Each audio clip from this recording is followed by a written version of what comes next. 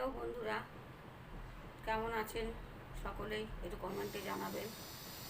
আর চলুন আজকে কি রান্না বান্না করেছি আপনাদের সাথে শেয়ার করি। প্রথমে ভাত এক হাঁড়ি গরম গরম একদম ধোঁয়া উঠছে। তারপরেই আছে কুমড়ো ভাজা, কাঁকরোল ভাজা, এক পিস মাছ ভাজা আর ডিমের অমলেট এক পিস। আর এইদিকে বানিয়েছি একটা হালকা পাতলা বড়ি দিয়ে, রুই মাছ দিয়ে, আর ঝিঙে, পটল, বেগুন, আলু, তারপরে পেঁপে দিয়ে, আর কাঁচা লঙ্কা, জিরে আর একটু আদা বাটা দিয়ে পুরো একদম হালকা পাতলা ঝোল বানিয়েছি রুই মাছের। এই ছিল আমার আজকের সব রান্না বান্না।